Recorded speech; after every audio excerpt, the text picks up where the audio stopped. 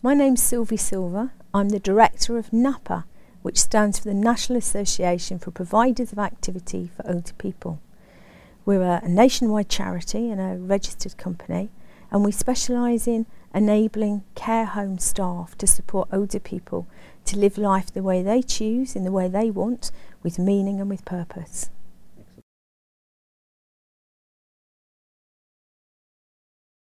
End-of-life care is a description for anything that involves somebody moving through that passage of time towards death.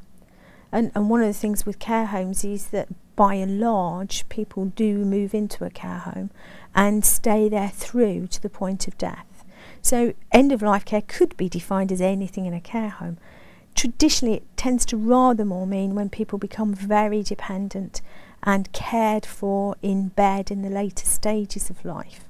But we try and define end-of-life care so that people start talking about their wishes at the end of life. So we don't want to just wait until somebody's arrived at the point where they've lost the ability to communicate. So we ideally end-of-life care is anything that is moving towards that passage of time to end someone's days.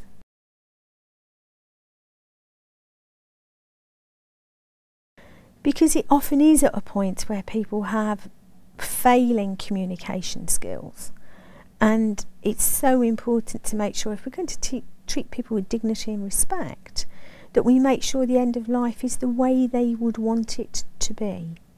So a perfect example was with my own mum, who had a vascular dementia, and I spent lots of time chatting with her in her dementia about hymns and songs. And occasionally I'd say to her, so which one of these favourites would you like to have at your funeral? So that I was very clear about what she would want, because I was quite right in my prediction that when her end of life did come, she wasn't able to say, this is what I'd like to have. So we had lots of conversations about what her wishes were, where she would like cremation or burial, where she would like her ashes to be, who she might like to be with her at the end of her life, where she might want to be. And she very much wanted to be at home. As it happens, she died in hospital, but many older people would prefer to die at home if that was possible. So it's important that we know those things so that they do have a dignified end of life.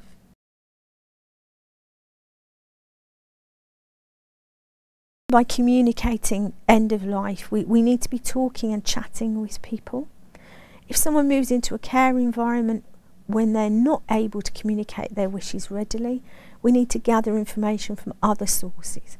Relatives, family, friends, life history can often tell us something about someone's background and what their wishes might be.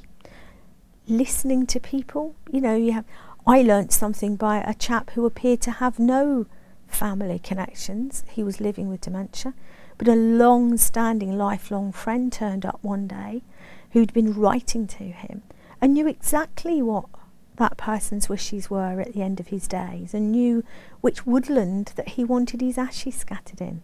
And I only discovered that by having a very light, chatty conversation with the visitor, but mentally noting all the things that had been said, which we then added to the care plan to make sure that that chap's end of life was as he probably would have wished it to be.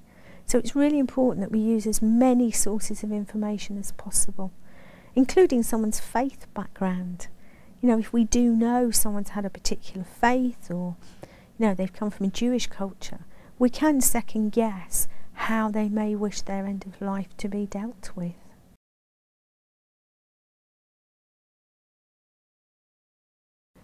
I think end of life and activity is again, because we never know what's going to be the last day, that we want every day to be an activity and engaging kind of lifestyle. But if we have got people that are cared for in much later stages, cared for in bed, then it is important to work out what brings a smile maybe to that person's face or a glimmer of recognition. So things like touch are very important at the end of life.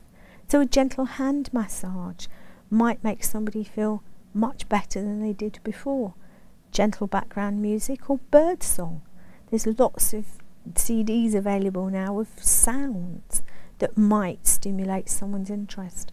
Moving a bed to be positioned near a window because the daffodils have all just come out in the garden and you can see them moving.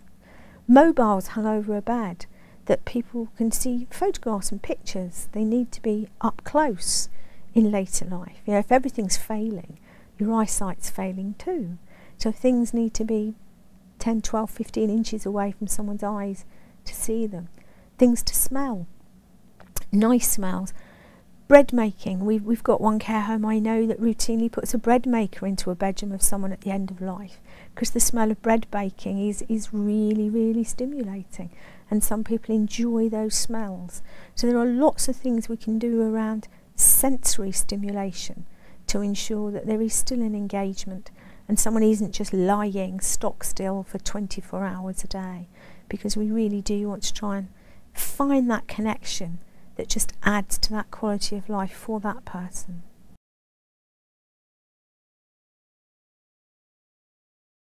Very often we know from coma victims that hearing and cognition from hearing can long outlive other areas of consciousness.